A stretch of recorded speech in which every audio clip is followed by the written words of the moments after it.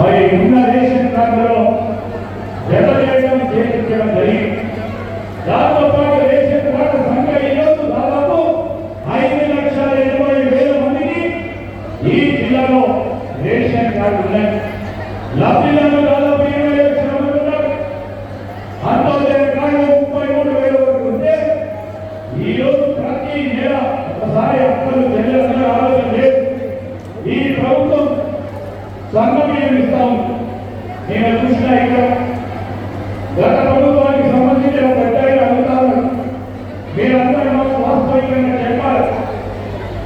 మరి ration card ద్వారా ఈ రేషన్ షాపుల ద్వారా ఏ ప్రభుత్వం ఈ మన దేశంలో ఎక్కడ లేని విధంగా వంద రకాలకు సంబంధించిన బియ్యం ఇస్తా ఉంది. స్వర్ణ బియ్యం ఇచ్చే కార్యక్రమం చేపడతా ఉన్నామా లేదో మీరు ఒకసారి చెప్పాలి. ఈరోజు స్వర్ణ